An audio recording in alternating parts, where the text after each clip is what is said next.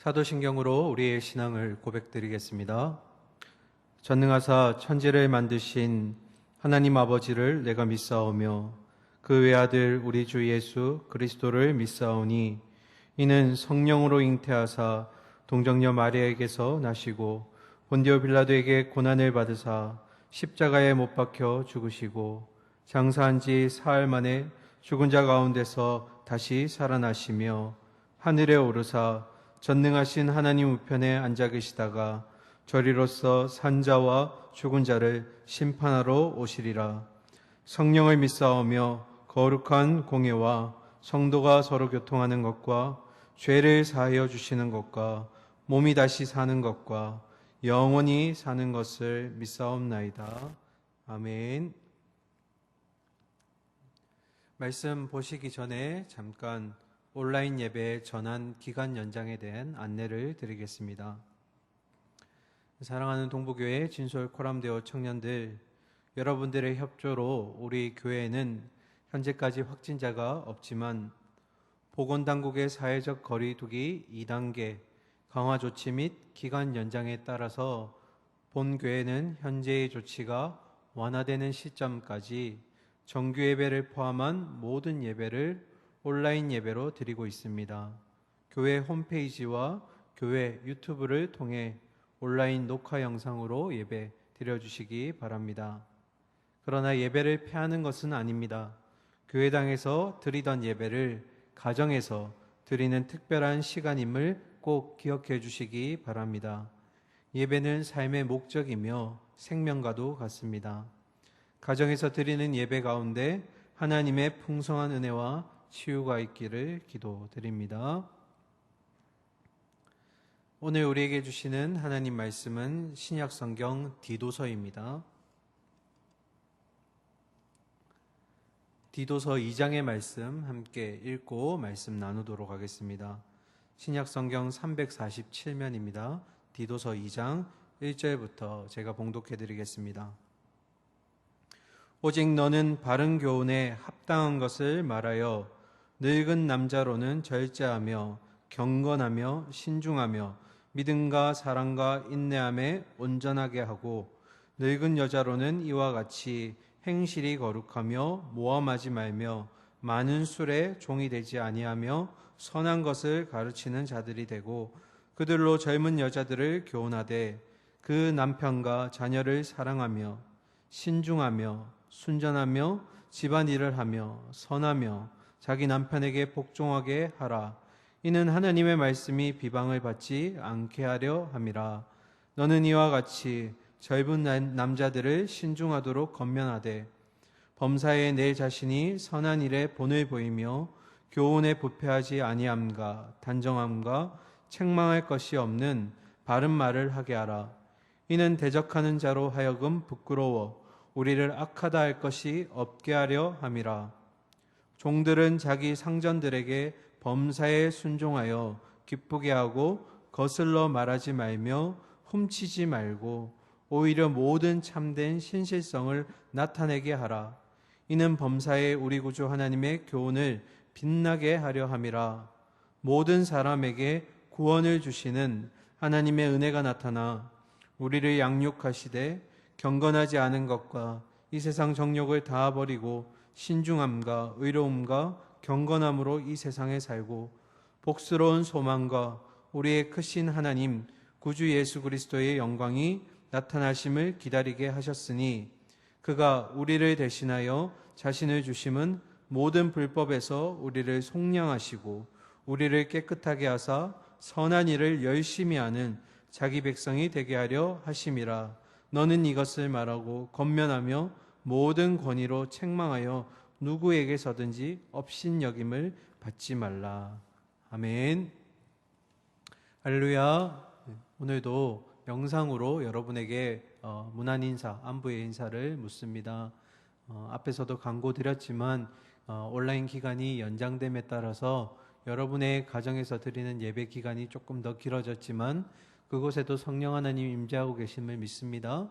그래서 예배 드리실 때 다른 거 생각하지 마시고 주님 주신 힘과 그리고 지혜로 예배 가운데 함께 집중해 주시고 또 은혜를 누리시기를 소망합니다. 자, 벌써 이제 9월이 시작되었습니다.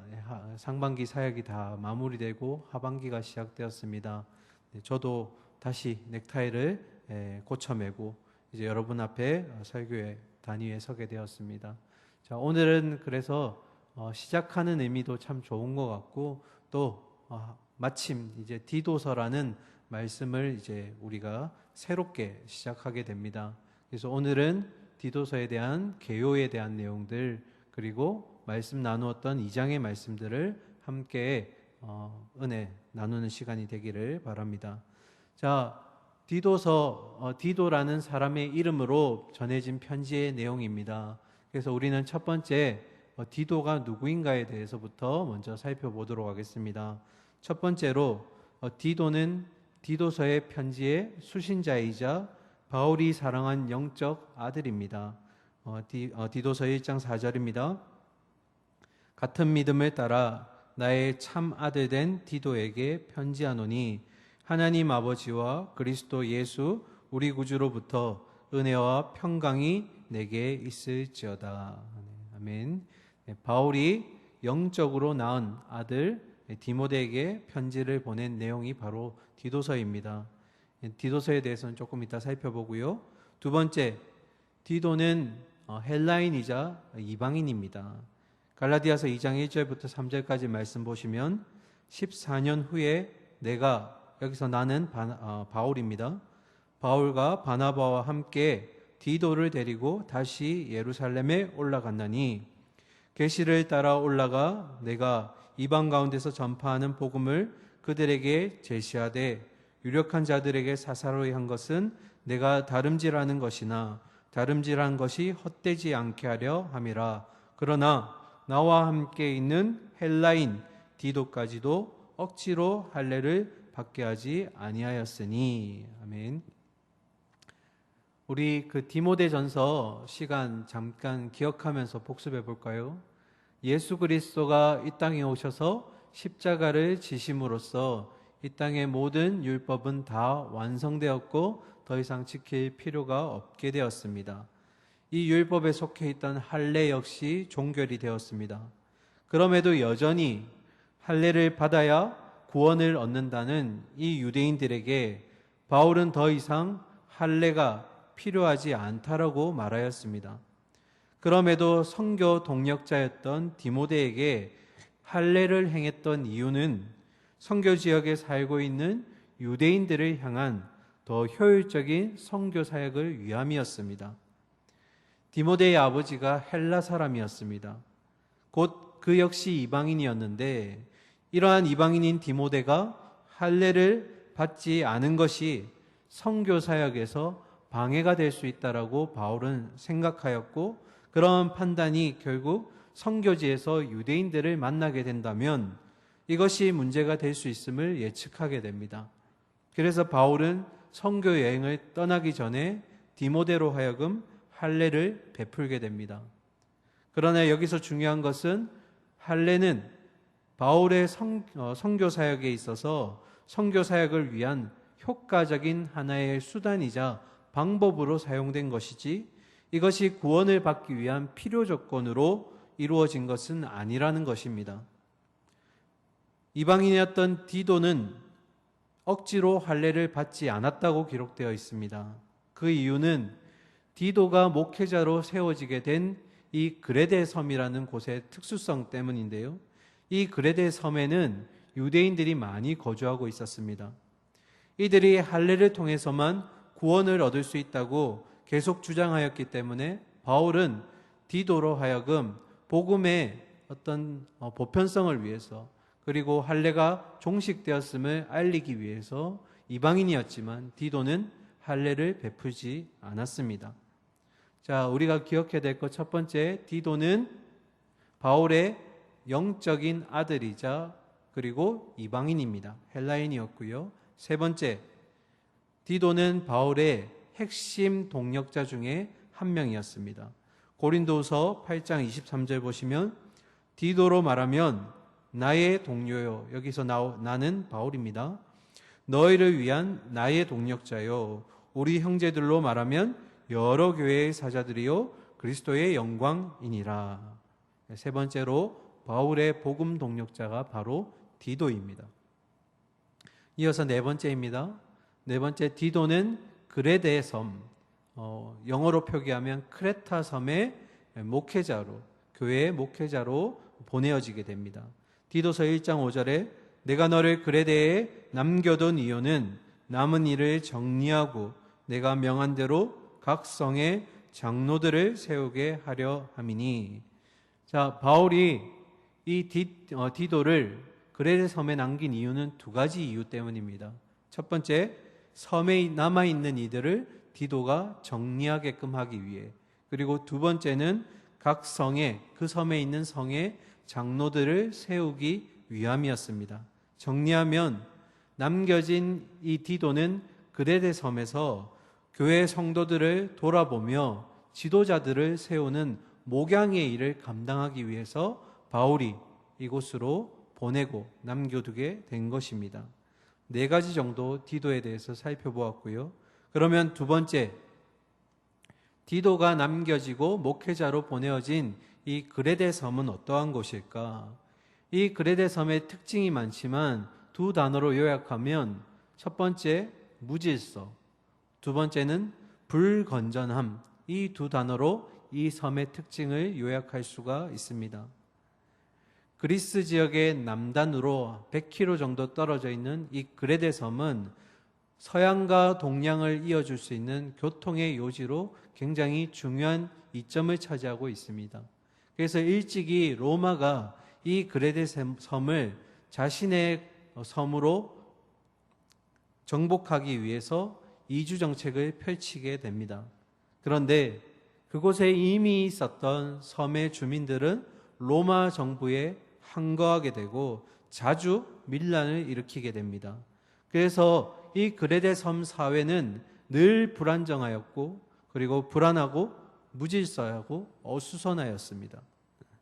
그런데 오순절 성령 강림 사건 때 이 예루살렘을 방문했던 그레데 섬 출신의 그레데 섬에 살고 있던 유대인들이 다시금 돌아가게 되고 복음이 그때 이 섬에 들어가게 된 것을 사도행전 2장 11절을 통해 우리는 알 수 있게 됩니다. 그레데 섬의 두 가지 단어 뭐라고요? 첫 번째, 무질서함. 두 번째는 불건전함입니다. 자, 그러면 세 번째, 바울이 디도에게 편지를 썼는데 무슨 이유로, 무슨 까닭에서 편지를 쓰게 되었을까? 바울이 그레데 섬에 대한 소식을 듣게 되었는데 대부분의 내용이 바울의 심정을 아프게 하는 내용들이었습니다. 그래서 그곳에 목회자로 세워진 디도를 격려하고 축복하기 위해, 힘주기 위해서 쓰여진 것이 바로 디도서입니다. 그래서 디도서의 첫 번째 쓰여진 목적은 그레데 섬에 세워진 목회자 디도에게 바울이 주는 목회적인 메시지로서 영적인 격려를 위해 쓰여졌다라는 것입니다. 그래서 디도서 역시 디모데 전후서와 함께 목회 서신으로 불리어지게 됩니다. 두 번째 목적을 알기 위해서는 우리가 지난번 디모데 전후서가 쓰여졌을 때의 특징에 대해서 잠깐 복습을 하고 두 번째를 보도록 하겠습니다. 디도서는 디모데서와 마찬가지로 편지의 형식은 개인이 개인한테, 즉 바울이 디도에게 쓰는 형식을 취하고 있지만, 그러나 이 글을 읽고 행하여야 하는 대상은 교회 성도들, 그리고 이 서신을 읽는 모든 이들이 되겠습니다. 형식은 개인을 취하지만 그러나 해당하는 사람들은 이 서신에 관련된 모든 사람들입니다. 그래서 두 번째 이 목적은, 편지가 쓰여진 이유는 그레데 섬 사람들의 신앙의 문제들을 해결하기 위해서 바울이 기록하였다라는 것입니다. 그 신앙의 문제들의 여러 가지가 있습니다. 장로들의 자격에 대한 문제, 거짓 교사들에 대한 경고들, 그리고 성도들의 양육에 필요한 지침들, 그리고 성도들이 어떻게 하면 바른 대인관계와 바른 사회성을 가질 수 있는지에 대한 조언들, 그리고 기독교의 핵심 교리들, 이 내용들이 풍부하게 기록된 것이 바로 디도서입니다. 자, 그 중에 오늘 우리는 디도서 2장만을 살펴보도록 하겠습니다. 이 디도서 2장은 그리스도인들이 실제적으로 삶에서 지켜야 하는 행동 강령들에 대해서 많이 자세하게 기록하고 있는데 부류를 나누어서 기록하고 있습니다. 그래서 첫 번째 1절은 계요에 해당되겠고요. 2절부터 3절까지는 늙은 남자, 늙은 여자, 다시 말하면 나이가 많은 남녀에 대한 삶의 지침을 바울이 기록하고 있고, 또 이어서 4절부터 8절까지는 젊은 남녀에 대한 가르침, 삶의 지침을 기록하고 있고요. 그리고 네 번째 9절부터 10절까지는 종들에 대한 삶의 지침, 그리고 마지막 다섯 번째 11절부터 15절까지는 왜 그렇게 그리스도인들이 바른 삶을 살아야 하는가, 그 이유나 근거가 무엇인가에 대해서 바울이 자세하게 기록하고 있습니다. 자, 본문에 들어가기에 앞서서 우리가 중요하게 기억해야 될 것이 한 가지가 있습니다. 바울이 복음에 대한 진리나 기독교에 대한 교리도 기록을 하지만 이렇게 디도서 2장처럼 실생활에 필요한 지침들을 기록할 때가 있습니다. 물론 이러한 지침들은 말씀의 터 위에, 기초 위에 쓰여지게 됩니다. 그러나 이 당시에 삶의 지침을 줄 때는 그 상황들을 고려해서 썼다라는 것을 우리가 기억해야 됩니다. 무슨 말일까? 이것이 어느 시대, 어느 공간 속에서 쓰여지게 되었는지를, 어떻게 적용되었는지를 우리가 알고 있어야 된다라는 것입니다. 우리가 로마서를 말씀을 나눌 때 보편성과 특수성이 있다라고 말씀을 드렸습니다. 보편성은 무엇이었을까요? 시간이 지나고 환경이 바뀌어도, 사람이 변해도 바뀌지 않는 것, 그것을 우리는 보편성, 다시 말하면 진리, 복음이라고 얘기했고요. 특수성은 뭡니까? 당시에 살고 있던 사람들의 어떤 특징, 사회의 특징, 그런 것들을 고려해서 바울이 쓰게 된 것들을 특수성이라고 했습니다. 다시 말하면 디도서에 쓰여진 이 삶에 대한 지침들이 고린도시나 로마시에 가서는 적용이 되지 않을 수도 있다는 것입니다. 오늘날도 마찬가지입니다. 복음의 진리는 우리에게 적용이 되지만, 그러나 삶에 대한 지침 중에는 우리가 굳이 적용하지 않아도 되는 특수성들이 이것에 담겨져 있다는 것입니다. 그걸 염두에 두면서 우리가 본문을 보도록 하겠습니다. 자, 2장의 계요에 해당되는 1절의 말씀 함께 읽겠습니다. 오직 너는 바른 교훈에 합한 것을 말하며. 자, 오직이란 단어 굉장히 중요합니다. 이 오직이란 단어 속에는 이런 표현이 들어가 있습니다. 바울이 디도에게 오직 너는, 다시 말하면 다른 사람들은 다 그렇게 하더라도 너는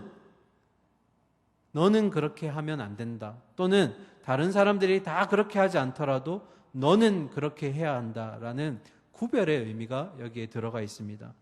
그러니까 바울이 디도에게 오직 너는이라고 했을 때 이 오직은 타인과는 구별되는 디도에게 꼭 넌 이걸 해야 돼라는 바울의 어떤 마음이 들어가 있다라는 것입니다. 자, 그러면 오직 다른 사람과 구별돼서 해야 될 게 무엇일까? 이어서 보시면 바른 교훈에 합한 것을 말해라. 그럼 바른 교훈이 무엇일까? 신약에는 이 바른 교훈이라는 단어가 총 21회가 사용이 됩니다. 그 중에 목회서신 디모데 전후서와 디도서에만 무려 15번, 그러니까 3분의 2 정도가 이 바른 교훈이라는 단어가 사용됩니다. 그러니까 복음을 통해 또는 사도들을 통해 알게 된 가르침이 실생활 속에서 적용될 때 이 바른 교훈을 얘기하는 겁니다. 그래서 디모데야, 오직 너는 사람들이 그런 가르침, 올바른 가르침에 대해서 따를 수 있도록 말하라라는 것입니다. 오늘날 목회자 중에, 설교자 중에 여러 가지 특징을 지닌 설교자들이 많이 있습니다. 각기 개성도 다르고요. 또 중요시 여기는 것들이 다릅니다. 그런데 이런 개성과 특징들은 인정할 수 있지만 잘못된 것이 하나 있다면 사람들이 듣고 싶어 하는 말, 그리고 사람들이 필요로 하는 말을 먼저 생각하고 말씀을 준비하는 목회자, 설교자가 있다라는 것입니다. 이것은 양자택일의 문제가 아닙니다. 사람이 필요한 것이 말씀으로 전해져야 될까? 아니면 하나님이 원하시는 말씀이 그들에게 들려져야 할까? 이 둘 중에 하나를 취합하는 것이 양자택일의 문제가 아닙니다. 설교자에게 있어서 이것은 우선순위에 해당됩니다. 다시 말하면 성도들에게 분명한 필요한 말씀이 전해져야 됩니다. 그러나 우선순위에 있어서 하나님이 이 성도들에게 무엇을 말씀하시고자 하는가, 참된 교훈, 바른 교훈이 무엇인지를 명확하게 깨닫고 나서 성도들에게 전해줄 때 그것이 그들에게 있어서 필요한 가르침이 된다라는 것입니다. 무엇이 먼저일까요? 성도들이 필요한 말을 먼저 전하는 것이 좋을까요? 듣기 좋은 말을 하는 것이 중요할까요? 아니요. 하나님이 그들에게 무엇을 말씀하시고자 하는가, 그것을 먼저 목회자는 고려하고 염두해야 됩니다. 그래서 1절에서 바울이 얘기하는 것은 결국 디도가 그들의 길을 간지럽혀 줄 수 있고 그들이 듣기에 좋은 말을 하는 것이 아니라 바로 바른 교훈, 정말 시간이 지나고 환경이 변해도 바뀌지 않는 그 진리, 비록 이 말을 들었을 때 그들이 불편한 마음이 생기더라도 하나님이 전하고자 하는 확실한 진리를 그들에게 전해라는 것입니다. 자, 그러면 무엇을 얘기하는 것일까? 1절에 대해서 보았고요. 이 개요 다음에 이제 각 부류에 대해서, 계층에 대해서 나누어서 세세하게 기록하고 있습니다. 2절과 3절 보겠습니다. 늙은 남자로는 절제하며 경건하며 신중하며 믿음과 사랑과 인내함에 온전하게 하고, 늙은 여자로는 이와 같이 행실이 거룩하며 모험하지 말며 많은 술에 종이 되지 말며 선한 것을 가르치는 자들이 되고. 아멘. 자, 첫 번째 계층인 늙은 남자, 늙은 여자. 다시 말하면 나이가 많은 남녀에 대한 삶의 지침입니다. 자, 먼저 나이가 많은 남자 보실까요? 항상 바울이나 또 서신서를 쓰는, 또 복음서를 쓰는 이 필자들의 이 다양한 단어들을 기록하다 보면 가장 먼저 기록하는 것이 가장 그들에게 있어서 필요하고 중요성에 있어서 중요하다는 것을 우리가 알고 있습니다. 그러면 나이가 많은 남자에게 필요한 것들, 절제, 경건, 신중, 믿음과 사랑과 인내 중에 가장 먼저 필요한 것이 바로 절제라는 것입니다. 무엇에 대한 절제일까? 먼저는 술에 대한 절제이고 두 번째는 방탕한 삶에 대한 절제입니다. 그래서 절제하는 가운데 경건함을 지키고, 그리고 신중하며 지혜롭게 행동할 줄 알며, 그리고 사랑과 믿음 가운데 인내로 굳게 설 수 있도록 그들에게 바른 교훈을 말하라. 이것이 바로 바울이 나이 많은 남자에 대한 디도의 내용을 전한 것입니다. 저도 이렇게 삶을 살아가다 보면 나이가 들면서 참 본받아야 될 것 같은 멋지게 성숙하게 나이를 드시고 계시는 어른들을 볼 때가 있습니다. 그냥 뵙기만 해도 그분의 그냥 평범한 말투 속에서도 연륜이 녹아져 있고 참 멋있는 중후한 모습들을 봅니다. 그런데 또 반면에 나이가 많으심에도 불구하고 참 배우기가 꺼려지고 또 마음이 불편해지는 그런 어른분들을 뵐 때가 있습니다. 우리가 나이가 점점 들어가면서 우리의 신앙과 우리의 또 생각과 가치관도 함께 벼가 고개를 숙이듯이 좀 성숙해져 가면서 겸손해지는 모습, 또 중후해지는 모습이 있어서 우리의 신앙의 후배들이 보았을 때 참 닮고 싶은 분이다, 그런 모습들이 있기를 바랍니다. 그래서 가장 중요한 것 중에 하나가 바로 절제입니다. 무엇이든 절제할 줄 아는 어른, 그런 모습들이 가장 지금 바울에게 있어서 이 나이 많은 남자에게 필요한 모습이라는 겁니다. 자, 두 번째, 나이 많은 여자에게 있어서 필요한 것들, 행실이 거룩하며, 그리고 모험하지 말며, 다른 사람을 비방하지 말라는 겁니다. 그리고 술의 종이 되지 말며 선한 것을 가르치는 자들이 되고. 자, 이 나이 많은 여자에 대한 내용을 열거한 것은 이 당시에 이 그레데 섬의 일상적인 모습을 바울이 기억하고 쓴 것입니다. 무슨 말이냐면 이 당시 그레데 섬에도 이방신을 섬기는 신전이 있었습니다. 거기에 있는 여사제들의 모습이 바로 지금 이 내용 3절에 드러나는 문제점들을 그대로 보여주고 있었다라는 것입니다. 그래서 이 여인들에게 있어서 가장 중요한 문제를 뽑는다면 두 가지. 첫 번째는 언어의 문제, 그리고 두 번째는 술의 문제가 되겠습니다. 제가 아주 오래전에 버스를 타고 다닐 때 가장 버스 맨 뒷좌석에 앉아서 가고 있을 때였는데요. 제 옆쪽에 창가 쪽에 두 자매가 젊은 두 자매가 앉아서 서로 얘기하고 가는 모습을 보게 됩니다. 어느덧 다른 정거장에 도착하게 되었을 때 눈에 띄는 한 남자 청년이 정류장에 서 있었는데요. 복장이 굉장히 독특했습니다. 그래서 저도 무의식 중에 머릿속에 그냥 입은 게 참 특별하구나, 참 개성이 강하구나 하고 무심결에 그냥 눈길을 보고 돌렸던 기억이 있었는데요. 그런데 이 버스가 출발함과 동시에 제 옆에 타고 있던 두 자매가 서로의 눈을 쳐다보며 동시에 하는 말이 야, 봤어? 이렇게 얘기하는 겁니다. 무슨 말일까요? 버스 정류장에 있었던 그 남자의 모습을 보았냐는 겁니다.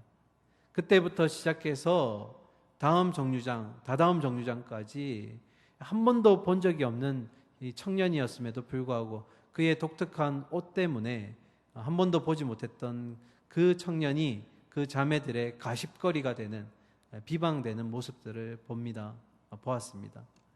무슨 말일까? 언어는 사람을 살리고 죽일 수 있을 만큼 굉장히 강한 무기가 될 수가 있습니다. 그만큼 언어 생활은 굉장히 중요합니다.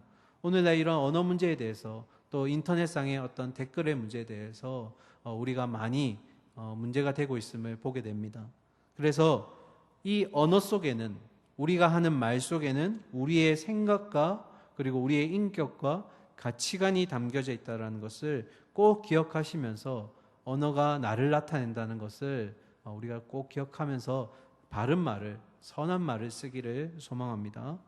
자, 이어서 선한 것을 가르치는 자들이 되라고 했는데 이 선한 것은 다른 말로 하면 하나님의 말씀이 되겠습니다. 자, 이어서 누구를 가르칠 것인가? 가르치는 자들이 되라고 했는데 누구를 가르칠 것인가? 여기에는 세 가지 부류가 있습니다. 첫 번째, 자신의 가족들, 그러니까 이 여인들의 자녀들과 손주, 손녀들을 얘기하고요. 두 번째는 주변에 있는 이 여인들, 특히 젊은 여인들, 이 세 번째가 바로 젊은 여인들이 되겠습니다. 그래서 이어서 4절에 보시면 그들로 젊은 여자들을 교훈하라고 했습니다. 이 그들이 바로 나이 많은 여자들입니다. 그러면 왜 나이 많은 여자들이 젊은 여인들을 직접 말씀으로 가르쳐야 할까?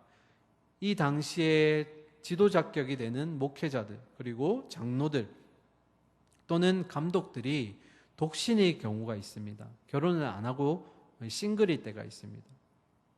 이들이 만약에 이 젊은 여인들을 가르치게 될 때 생길 수 있는 음란함과 어떤 다른 문제가 있을 수 있기 때문에 나이 많은 여인들로 하여금 이 젊은 여성들을 가르치도록 하였습니다. 물론 이들이, 지도자들이 싱글이 아니더라도 또 역시 문제가 될 수 있습니다. 유부남임에도 불구하고 이런 음란한 문제가 생길 수 있기 때문에 이런 젊은 여성들에 대한 가르침은 바로 이 나이 많은 여인들이 하게 되는 것입니다. 자, 어쨌든 3절 내용들을 보시면서 우리는 스스로에게 이런 질문을 해야 됩니다. 내 입술을 통해서 그리스도의 향기가 내 주변으로 흘러가고 있는가?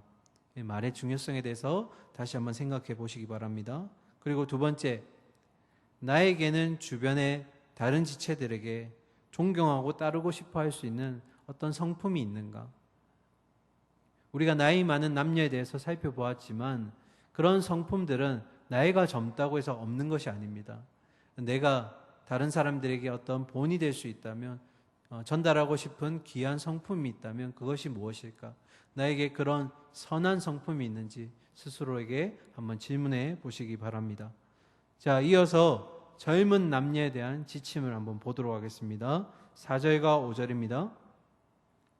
그들로 젊은 여자들을 교훈하되 그 남편과 자녀를 사랑하며 신중하며 순전하며 집안일을 하며 선하며 자기 남편에게 복종하라. 이는 하나님의 말씀이 비방을 받지 않게 하려 함이라. 아멘. 자, 4절에 그들로는 나이 많은 여자라고 얘기했고요. 젊은 여자들을 교훈할 때 무엇을 교훈해야 될까? 첫 번째, 남편과 자녀를 사랑하라. 그리고 신중해라. 그리고 순결해야 된다. 그 다음에 집안 살림을 잘하고 선하며, 이 선함은 친절함을 의미합니다. 그리고 이어서 자기 남편에게 순종하는 자가 되어라. 자, 젊은 여자들에 대한 이런 지침들이 주어졌는데 왜 이것을 지켜야 하는가? 왜라고 되어 있나요? 5절의 마지막에 보시면 하나님의 말씀이 비방을 받지 않게 하려 함이라.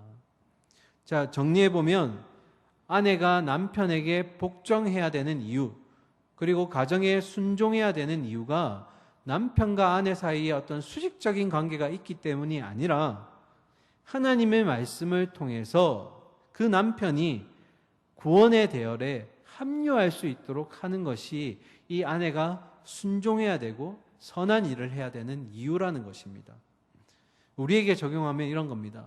내가 가족을 섬기고 부모에게 효도해야 되는 것이, 그리고 내가 다른 지체들을, 가족들을 섬겨야 되는 이유가 어떤 가족 사이에서 오는 수직적인 관계가 있기 때문이 아니라 그런 나를 통해서 하나님의 말씀이 그들 가운데 흘러가고 그런 하나님의 말씀이 나를 통해 그들에게 있어서 구원받는 자녀로 하여금 될 수 있다라는 것입니다. 이것은 단순히 가족에게만 적용되는 것이 아니라 내 주변의 모든 지체들에 적용되는 내용들입니다. 선한 일을 베풀어야 되는 이유가 뭐라고요?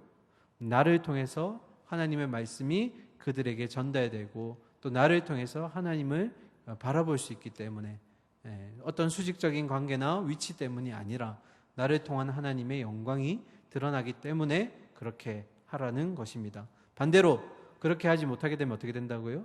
하나님의 말씀이 오히려 기방받게 되고 비난받게 된다라고 지금 바울이 기록하고 있는 것입니다. 이 말씀 잠시 잘 기억해 두시기 바랍니다. 뒤에 가서 또 언급하도록 하겠습니다.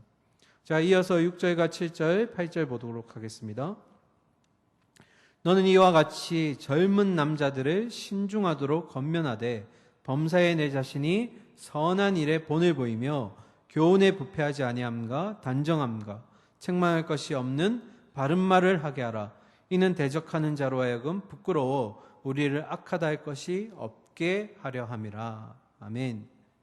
자, 디도가 이제 젊은 남자들에게 말을 건네야 되는데, 지침을 전해야 하는데, 바울은 그 지침을 전하기에 앞서 디도에게 한 가지 권면을 더합니다.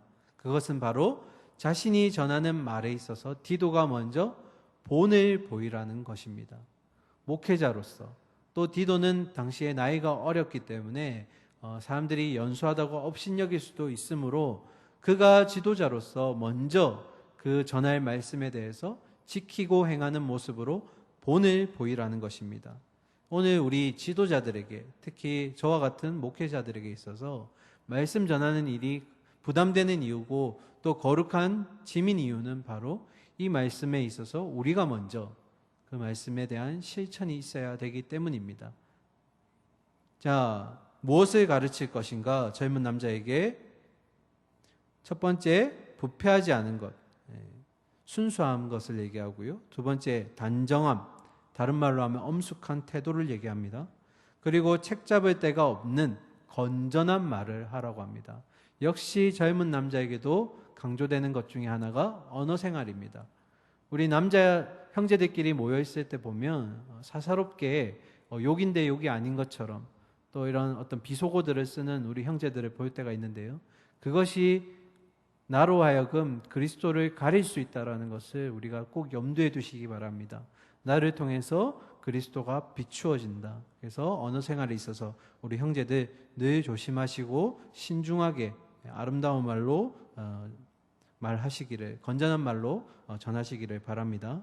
그런데 왜 그렇게 해야 된다고 바울이 썼을까요?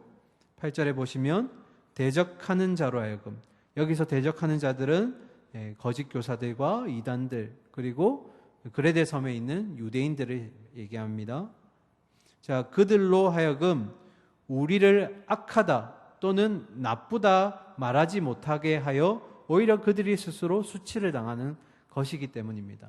그들이 우리가 이렇게 행함으로써 우리를 더 이상 나쁘다고 얘기하지 못하고 그들 스스로가 부끄러움을 느끼게 되기 때문이라는 것이 바울의 이렇게 해야 되는 이유라는 것입니다.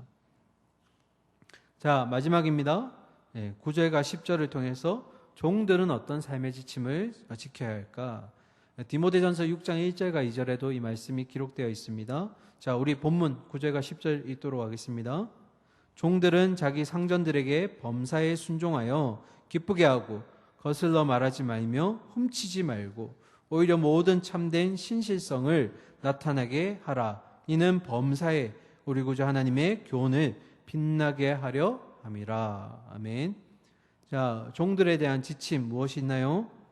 주인에게 복종하고 그 주인들을 기쁘게 하며 거스르지 않게 하고 또 주인의 것을 훔치지 말며 선한 충성을 다하여라. 그런데 중요한 것은 왜 그렇게 해야 하냐는 것입니다. 단순히 주인이 종이기 때문에? 아니요. 10절 보실까요? 우리 구주 하나님의 교훈을 빛나게 하려 함이라.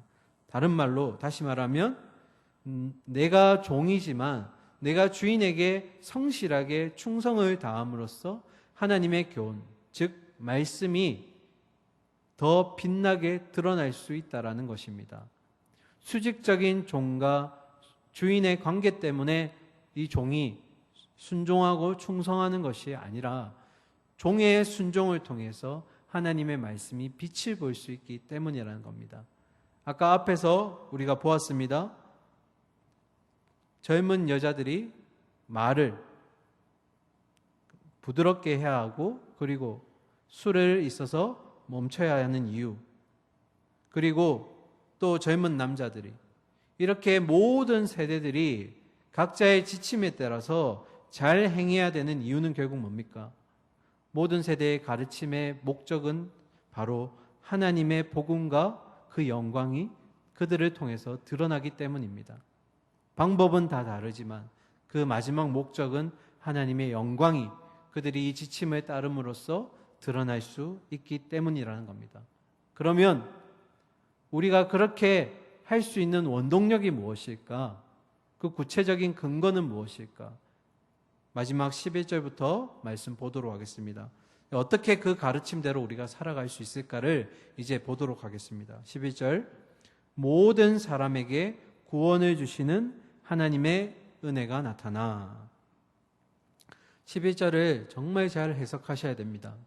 모든 사람을 모든 사람으로 해석하시면 안 됩니다. 다시 말하면 이 땅에 주님을 믿거나 믿지 않는 모든 백성들, 사람들을 얘기하는 것이 아니라 하나님이 구원하시기로 택하신 모든 백성들입니다. 우리는 비록 그 사람이 누구인지 알 수 없지만 하나님만이 아시지만 이것을 모든 에브리싱으로 해석해버리면 이것이 이단이 되고 사이비가 되는 것입니다. 이 모든을 잘못 해석해서 만인 구원론이 나왔고요. 또 이단 중에 알미니안주의가 나오게 됩니다. 이 모든이라는 의미는 뭐라고요? 하나님이 구원하시기로 택하신 모든 백성들. 우리는 알지 못하지만 그 모든 백성들을 얘기합니다. 그들에게 무엇이 주어졌다고요? 구원을 주시는 하나님의 은혜가 나타났다. 다시 말하면 그 구원의 진리, 복음이 바로 그들에게 주어졌기 때문이다. 여기서 그들의 우리가 포함되어 있죠. 그래서 하나님이 택하신 우리에게 무엇을 주셨다고요? 복음을 주셨다. 이 복음이 우리가 앞에서 보았던 서로 다른 각 계층들이 지켜낼 수 있는 힘의 원동력이 된다는 것입니다. 어떻게 가르침대로 살아갈 수 있습니까? 그 질문에 대한 대답은 바로 하나님이 복음을 우리에게 주셨기 때문입니다. 이것이 대답이 되겠습니다. 자, 그러면 이 복음이 우리를 어떻게 그렇게 삶을 살아갈 수 있게 할까? 12절과 13절 보겠습니다.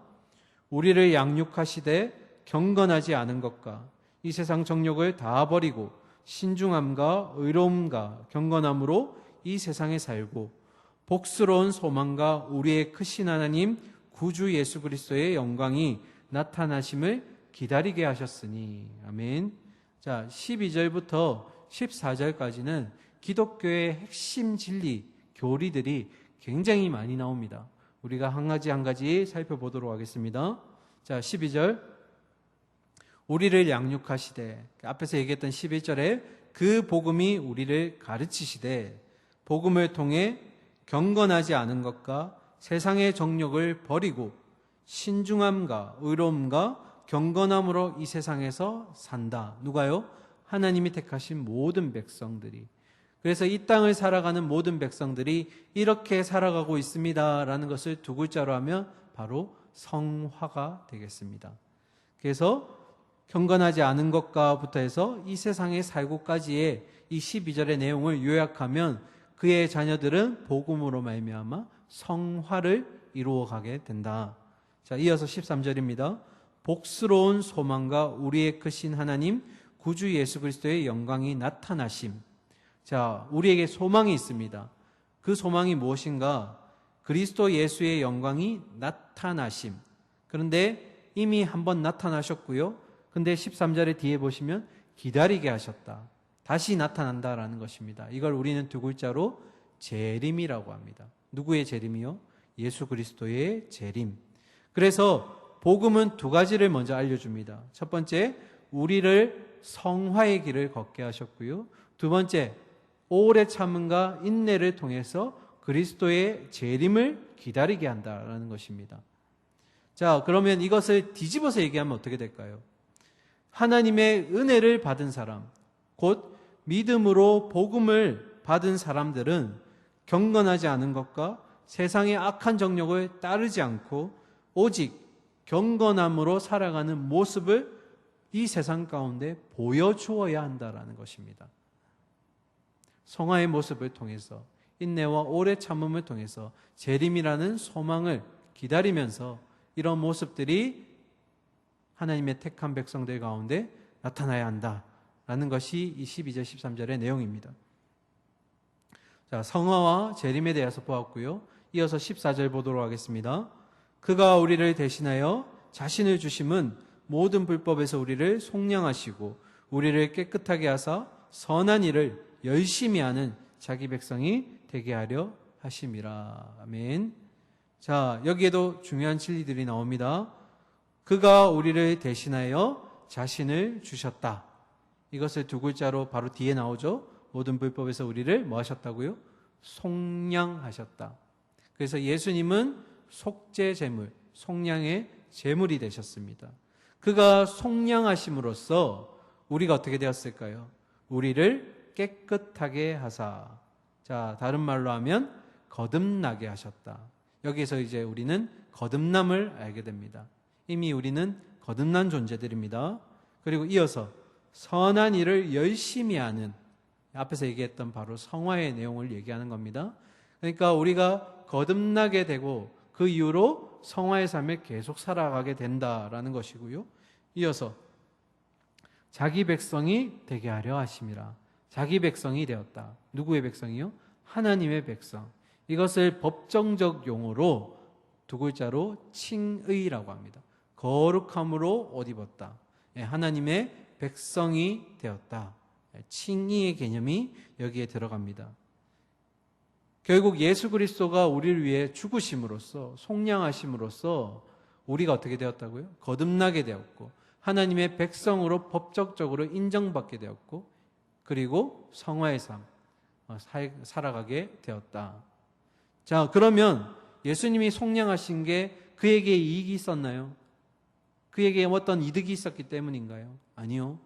예수님의 속량하심은 그분에게 어떤 이득이나 이익이 있었던 것이 아니라 그분이 죽으심으로써 우리가 그 이득을 온전히 얻게 되었다라는 것입니다. 자, 정리를 할까요? 하나님이 내게 베풀어 주신 그 은혜는 결국 오늘 이 땅에 발을 딛고 서 있는 하나님의 거룩한 백성인 내가 선한 일에 힘쓰며 살아가야 할 이유이자 근거가 무엇인지를 알려준다라는 것입니다. 그것이 바로 복음입니다. 말씀이라는 겁니다.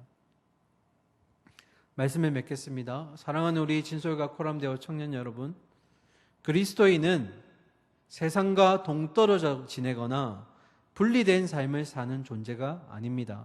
오히려 세상 속에서 세상 사람들과 함께 살지만 그 속에서 구별된 삶을 사는 존재들이 바로 그리스도인입니다. 그래서 디도에게 바울은 뭐라고요? 오직 너는, 이 세상 사람들이 모두 맞다 그래도 진리가 아니라면 너는 아니다라고 얘기할 수 있고, 반대로 모두가 옳다라고 얘기해도 너는 옳지 않다라고 얘기할 수 있듯이, 모두가 옳지 않다라고 얘기해도 너는 그것이 진리라면 옳다라고 얘기할 수 있고 행동할 수 있어야 한다. 이것이 바로 이 땅에서 세상 사람들과 엮여서 살아가지만, 함께 살아가지만 그러나 구별된 삶을 사는 그리스도인, 그것이 우리의 모습이 되어야 한다라는 것입니다. 말씀을 통해서, 주신 말씀을 통해 오늘 나에게 주어진 그 자리에서 내게 주신 복음을 통해 나의 주인 되시는 그 하나님의 뜻을 깨닫고 또 그 뜻에 순종하며 그 뜻을 잘 이행할 수 있는 신실한 종이 맞는지 내 자신을 먼저 말씀에 빗대어 점검해 보시기 바랍니다. 그리고 또 한 가지, 나를 통해서 내 언행과 그리고 나의 가치관과 삶을 통해서 예수 그리스도의 아름다운 향기가 나의 주변의 사람들에게 잘 흘러가고 있는지를 말씀을 통해 다시 한번 점검해 보시기 바랍니다. 바둑의 용어 중에 복기라는 단어가 있습니다.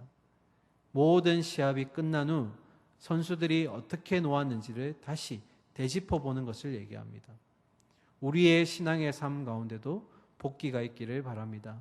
지나온 나의 삶의 과정 속에서 하나님이 내게 어떤 은혜를 베풀어 주셨는지, 그리고 내가 어떠한 삶을 살아왔는지 다시 한번 복기해 보는 가운데, 앞으로 나에게 주어진 삶 가운데 이런 복기를 통한 반성과 계획과 이런 실천의 모습들이 나의 신앙에 있어서 점진적인 발전이 이루어지기를 소망합니다. 이 한 주간의 우리의 삶 가운데도 그런 예수 그리스도의 어떤 성화의 삶, 예수 그리스도를 닮는 삶, 그 가운데 우리가 참 기쁨과 행복을 누릴 수 있는 그런 삶을 살 수 있기를 간절히 소망하고 축원합니다. 함께 기도하겠습니다. 사랑과 공의의 하나님, 이 땅을 살아가는 그리스도인들은 세상과 동떨어지고 분리된 삶을 사는 존재들이 아니라 그들과 함께 모여 살면서 그들과 희노애락을 함께 나누지만 그러나 그 가운데 구별된 삶을 사는 존재들임을 고백합니다. 우리 이 땅에 발을 디디고 살아가는 우리 청년들이 하나님의 거룩한 모습을 본받아 이 성화의 삶을 잘 지켜나갈 수 있게 하시되, 말씀에 힘입어서 말씀의 원동력을 통해서 하나님 살아갈 수 있기를 소망합니다. 각자의 부류에게 주신 말씀은 다르지만 결국 그 말씀을 지켜 행함으로써 하나님의 영광이, 하나님의 빛이 우리를 통해 흘러간다는 사실을 기억하게 하시고, 주어진 나의 삶의 자리에서 나의 말과 행동을 통해 나의 생각과 삶의 모든 가치관을 통해서 하나님이 드러난다는 것을 기억하게 하시고, 신중하게 그리고 경건하게 또 아름답게 우리의 모든 것들을 이루어갈 수 있도록 하나님 붙드시고 도와주시옵소서. 하나님, 오늘도 각자의 가정에서 또 주어진 자리에서 온라인으로 예배를 드리게 됩니다. 성령 하나님, 그곳에도 함께하여 주셔서 동일한 은혜 내려주시되, 특별히 치유를 위해서, 현장 예배의 회복을 위해서 함께 기도하는 청년들 공동체가 될 수 있도록 인도하여 주시옵소서. 혹여나 우리 청년들 가운데 질병의 문제나 또 물질의 문제, 사람과의 문제, 신앙의 문제 등으로 어려움 겪고 있는 청년들이 있다면 주님 찾아가 주셔서 그들의 간구를 들어주시고 치유하여 주시고 회복을 경험하게 하여 주시옵소서. 이 한 주간의 삶 가운데서도 예수 그리스도를 닮은 우리 청년들이 그 예수 그리스도의 빛을 잘 드러내 세상 가운데 잘 드러낼 수 있도록 주님 함께하여 주시옵소서. 살아계신 예수 그리스도 이름으로 기도드립니다. 아멘. 축도하겠습니다.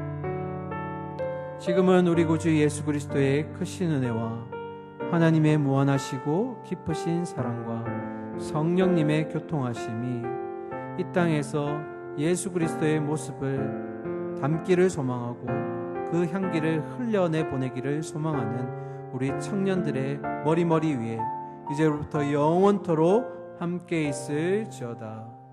아멘.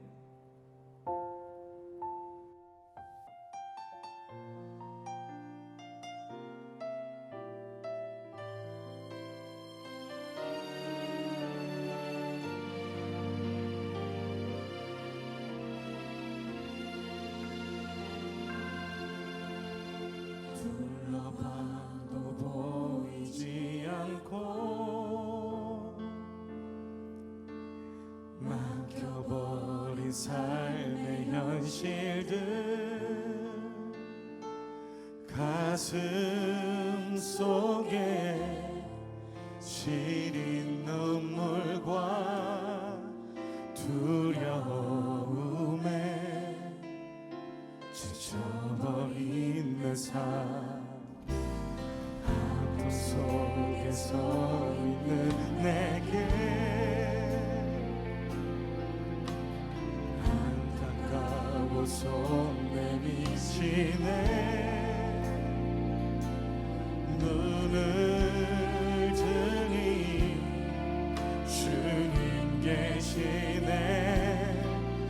나를 안고 그의 길로 날 인도하시네. 지금 이 자리에서 주를 바라보며 지금 이 자리에서 주가 영광 받으시도록 주께 승복하리라. 주께 나가리라. 지금 이 자리에서 살아내리라.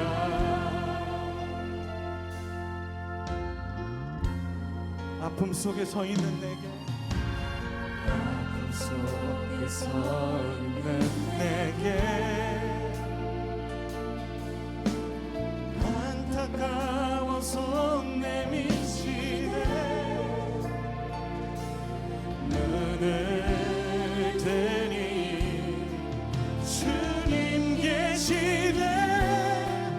나를 안고 주의 길로 날 인도하시네. 지금 이 자리에서 주를 바라보며 지금 이 자리에서 주가 영광 받으시도록 주께 승복하리라. 주께 나가리라. 지금 이 자리에서 그렇습니다. 지금 이 자리에서 주를 바라보겠습니다. 지금 이 자리에서 주를 바라보 지금 이 자리에서 주가 영광 받으시도록 주께 승복하리라. 주께 나가리라. 지금 이 자리에서 이 시간 함께 기도합시다. 주님, 오늘 이 자리에서 주님의 뜻을 구하며 나아갑니다. 내게 주어지는 하루하루의 삶 속에 주님의 뜻 앞에 순종하겠습니다. 나를 붙드신 주님의 은혜 앞에 살아가겠습니다. 이 시간 함께 결단하며 기도합시다. 주님, 주께 순종하리. 주께 나아가리라. 주님, 주님께서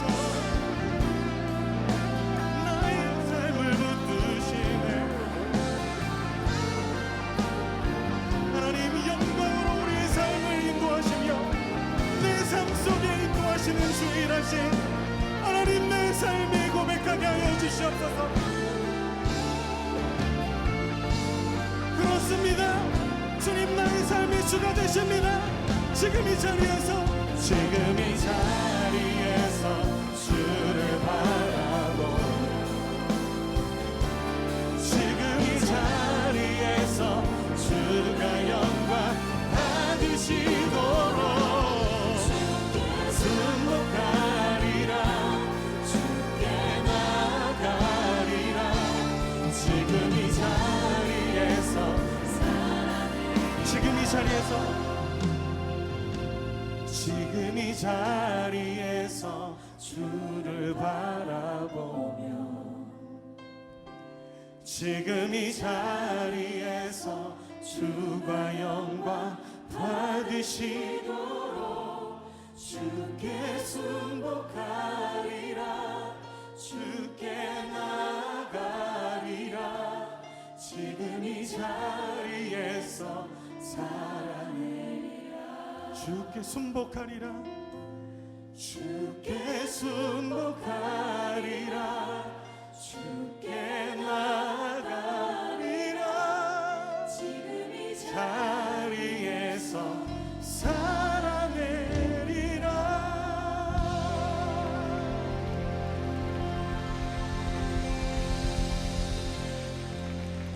지금 이 자리에서 우리의 삶을 인도하신 주님 앞에 우리 다시 한번 감사와 영광의 박수 올려드립니다.